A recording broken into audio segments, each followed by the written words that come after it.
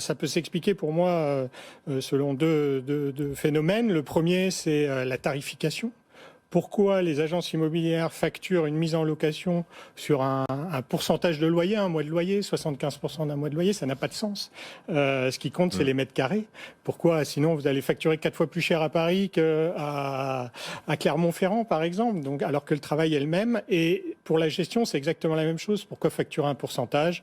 Donc c'est pour ça que ImmoDirect, entre autres, a sorti un forfait. Et on a d'ailleurs démontré que notre métier n'a strictement rien à voir avec le montant du loyer.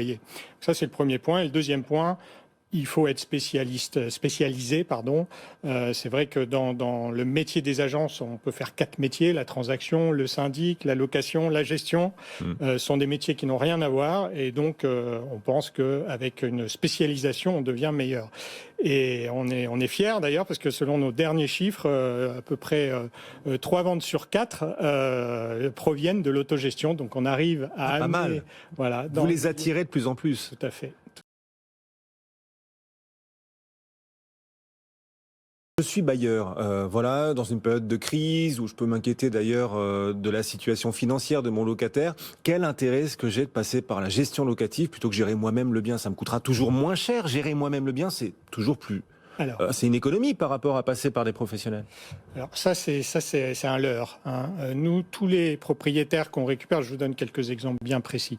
Tous les propriétaires qu'on récupère qui étaient en autogestion, la plupart du temps, à 70-80%, ils n'ont jamais réaugmenté leur loyer.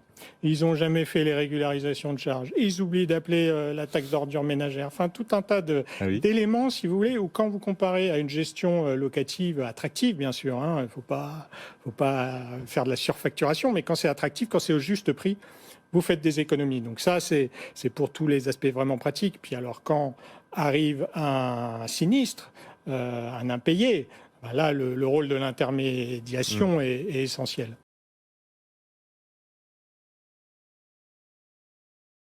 D'accord, mais on a le sentiment que malgré tout, les bailleurs sont de plus en plus sécurisés, il y a des garanties loyers impayés, etc. Du coup, on a peut-être moins encore besoin de passer par la gestion locative, peut-être moins de crainte à avoir. Vous estimez qu'en effet, malgré tout, les bailleurs sont de plus en plus protégés? Non, ils sont de moins en moins protégés. De moins en moins? De moins en moins protégés. Les locataires connaissent tous les rouages pour aller en justice vis-à-vis de leurs propriétaires.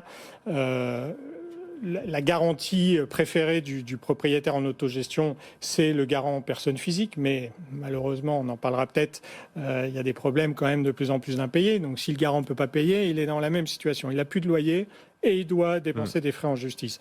Et pour les garanties de loyer impayé, vous savez comme moi que les assurances aiment bien les petites lignes. Et si vous ne faites pas attention, donc si vous faites ça tout seul, si vous êtes hyper rigoureux, il n'y a pas de problème. Mais si vous faites ça tout seul, qu'au moment de la constitution du dossier, il vous manque une pièce, que vous oubliez de relancer en temps et en heure en suivant les procédures de l'assurance. Et c'est très fréquent. Bien sûr, vous faites avoir.